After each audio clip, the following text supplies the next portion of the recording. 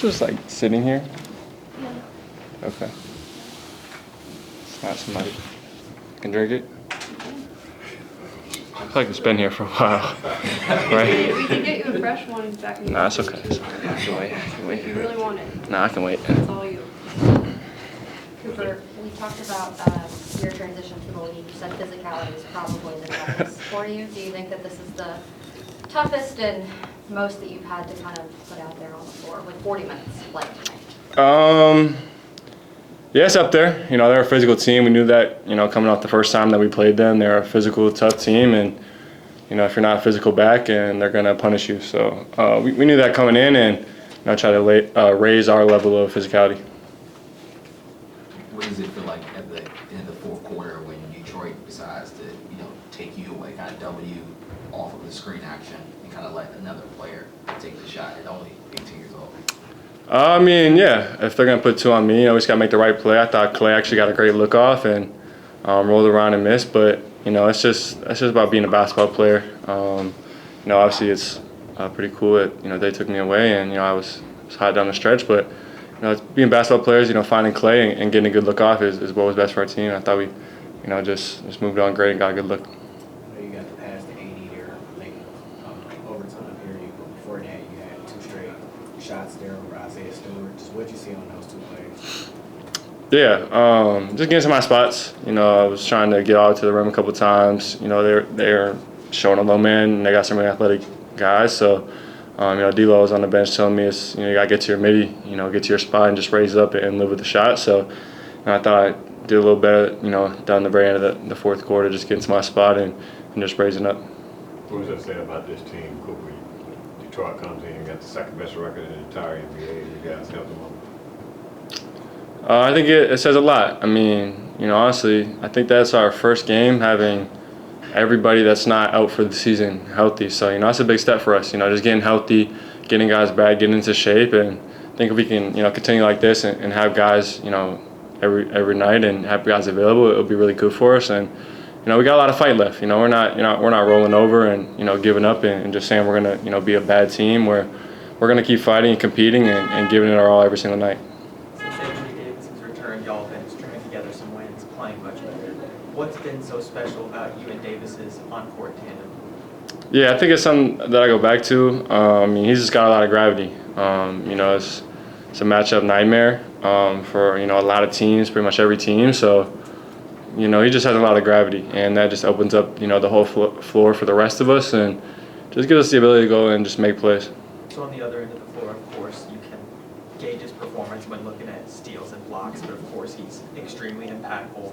What would you say about his defensive impact that's not on the box score?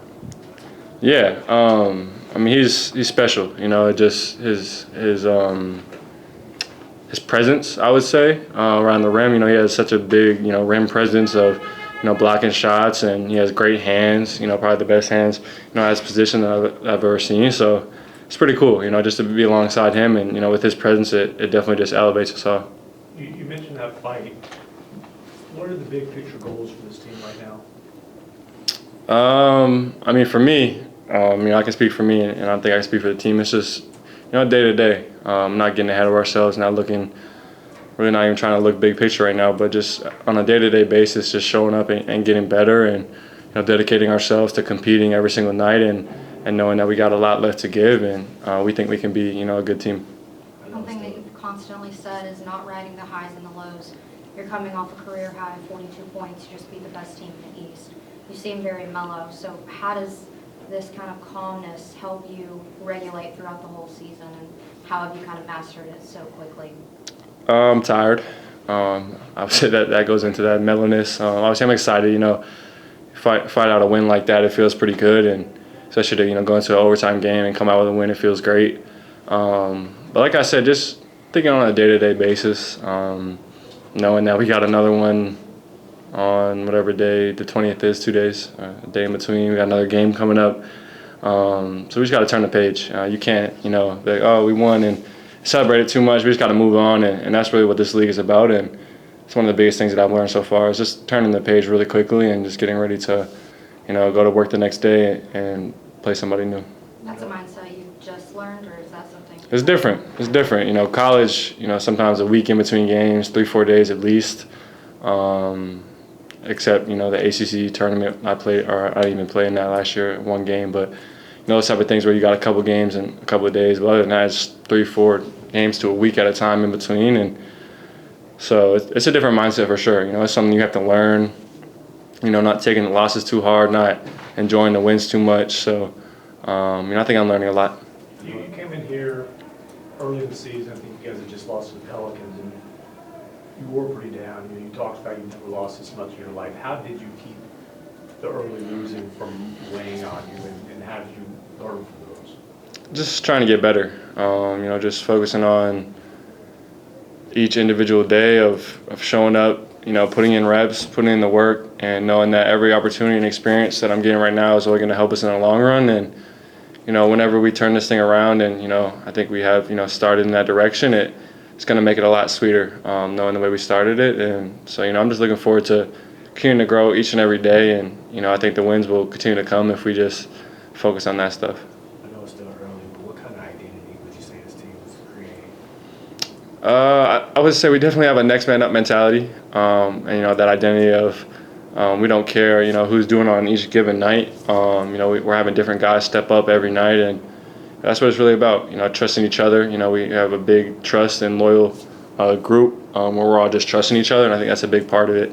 And I mean, I think we've been forced to kind of have that mindset as well with, you know, some of the unfortunate injuries and whatnot. But I mean, we've had guys step up, you know, all the way through, and we think, you know, when we're healthy and, you know, we got guys playing at the level they can play at, that, you know, we can be a successful team, and that's why we're going to keep competing and keep fighting. Coach, we've talked to you about the transition between college and the pros a few times already, but do you ever give yourself a moment to take in that transition and take in how well you've been handling it? Not really. I don't think I really have had many moments to think about it, and when I do get my moment, you know, I want to think about anything but, you know, what's going on with, you know, basketball and that sort of thing. So it's tough, you know. I do take, you know, time to try and reflect on it the best I can, but for the most part, I'm just pushing through right now and trying to just focus on the next day and trying to be the best version of myself. Amazon Prime, OG Anunoby was asking Dirk about shooting advice. How much basketball do you talk about with Dirk? Yeah, I've talked about a good amount of stuff with him. You know, I think as of late, especially, you know, we've kind of tried to, you know, reach out a little bit more, and I'm trying to, you know, grow a relationship. You know, he's just an incredible basketball mind, and, you know, such a figure here in Dallas that, you know, I'd be dumb not to, you know, want to reach out and learn as much as I can from him. And, you know, he's been amazing, just, you know, trying to be around for me and give me guidance in a lot of different ways. But I mean, he has a lot. He's a lot to give me and a lot that I can learn from him. So I'm excited to continue to build our relationship. When Coach Kidd was in here, See, I one asked more. him about your quote earlier this week with the God willing, the only one. When you were asked about Dallas, the holiday event, Coach Kidd said he's going to treasure you until you're 55 because that's when you're going to retire. And I'd like to ask you, with you saying that, with you only being here a few months, what does loyalty mean to you, and what have you liked so much about this Mavericks journey that you've been on the past few months? Yeah, loyalty has always been a big thing for me, and I think it's just being where my feet are. You know, I've loved every minute of being here, and, you know, I think, you know, regardless of what city I was going to be in, I would have loved it, you know, no matter what. You know, I feel like I'm living a dream, and so, you know, I didn't mean anything crazy about it, but it's just I'm trying to live where my feet are and just enjoy this environment. And, I mean, everybody here in Dallas has been so amazing, so, you know, I'd be foolish not to want to be here, you know, for as long as I can. And, you know, whatever happens, happens, but, you know, I'm just trying to enjoy life, you know, one day at a time, and take what's given to me and just feel really blessed. Thank you. Thank you, guys.